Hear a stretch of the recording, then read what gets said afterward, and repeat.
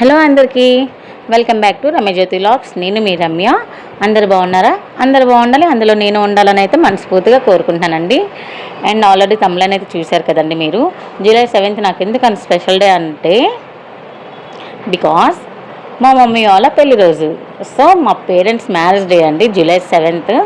So మా daddy ఏ ముహూర్తాన 7th marriage చేసుకున్నారు, కానీ మా ఇంట్లో అన్నీ ఆల్మోస్ట్ 7 అండి. మా మమ్మీ వాళ్ళది జూలై 7, మా అన్నయ్యది June 27, అలాగే మా చిన్నన్నయ్యది 14, నాది April 7. సో ఇలా అన్నీ నాకు 7తోనే లింక్ అయి ఉంటాయి. ఆఖరికి నా ఫ్రెండ్స్ బర్త్డేస్ కూడా 7 అండి. అండ్ మా డాడీ చూసారండి, అప్పట్లో ఎంత బాగున్నారు కదా మా daddy. He's all time my evergreen handsome hero అండి. అండ్ అదే రోజు మా ఫ్రెండ్ బర్త్డే కూడా, అందుకే నాకు అంత స్పెషల్ అని చెప్పింది. సో మరి అంత ఇంపార్టెంట్ డేట్స్ ఉన్నప్పుడు వాళ్ళ కోసం మనం అంటే ఏదో ఒకటి చేయాలి కదా.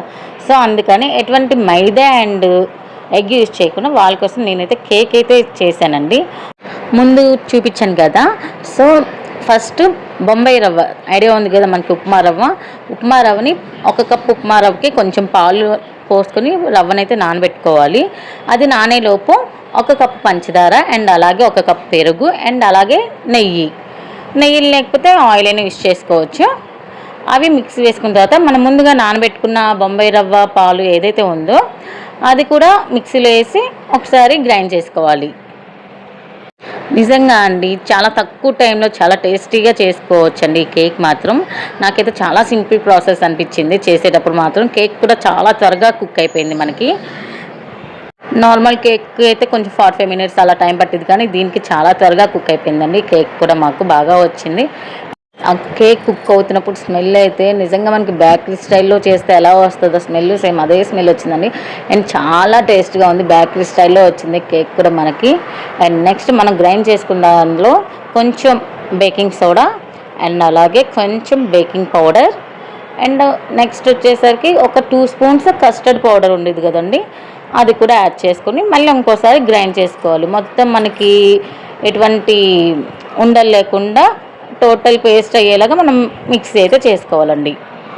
ఫైనల్గా మనకి కేక్ బ్యాటర్ అయితే ఇలా రావాలండి. మరీ పలుచగా కాకుండా మరీ చిక్కగా కాకుండా ఇలా వస్తే మనకి కేక్ అన్నది పర్ఫెక్ట్గా కుక్ అయ్యిద్ది. సో నెక్స్ట్ మన కేక్ బౌల్ ఏదైతే ఉండేదో దానికి కొంచెం ఆయిల్ అప్లై చేసి, అంటుకోకుండా ఉండడానికని ఆయిల్ అప్లై చేసి ఇంక ఈ కేక్ మిక్సర్ ఏదైతే ఉందో దాన్ని మనం బౌల్లోకి అయితే వేసుకోవాలి. అండ్ అలాగే నేను కొంచెం టేస్టీగా ఉండిద్దని చెప్పి కొంచెం ఫ్రూటీ ఉంటాయి కదండి మనకి, అవైతే నేను కొంచెం యాడ్ చేశాను. అవి కొంచెం కలర్ఫుల్గా చూడడానికి బాగుండింది, అలాగే టేస్ట్ కూడా కొంచెం తినేటప్పుడు ఆ బైట్స్ తగిలితే కొంచెం టేస్టీగా ఉండిద్దని చెప్పి నేనైతే లైట్గా ఫ్రూటీ కూడా యాడ్ చేశాను. సో చూడడానికి చాలా కలర్ఫుల్ అనిపించింది నాకు. నెక్స్ట్ మనం ఆల్రెడీ స్టవ్ మీద ఒక మందంగా ఉన్న కళాయి అయితే పెట్టుకొని లైట్గా ప్రీహీట్ అయితే చేసుకోవాలండి. నెక్స్ట్ ఈ కేక్ బౌల్ తీసుకెళ్ళి దాంట్లో పెట్టుకొని ఎగ్జాక్ట్గా ఒక 20 minutes అండి మీడియం ఫ్లేమ్లో పెట్టి కుక్ చేస్తే కేక్ అయితే పర్ఫెక్ట్గా కుక్ అయింది మాకు.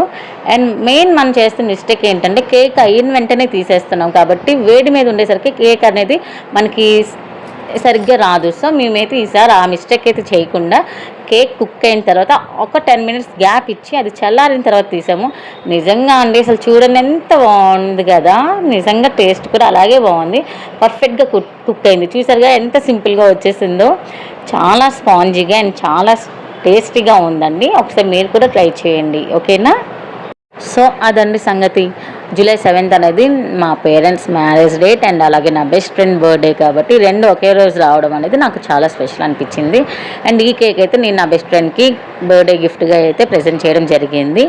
అండ్ అలానే నాకు సంబంధించిన వరకు అన్నీ 7తోనే లింక్ అయి ఉంటాయి కాబట్టి నాకు 7 అనేది చాలా అంటే చాలా లక్కీ నెంబర్ అని అయితే అంటాను. కొంతమందికి 7 అంటే ఇష్టం ఉండకపోవచ్చు, బట్ నా వరకు మాత్రం 7 ఈజ్ మై లక్కీ నెంబర్ అండి.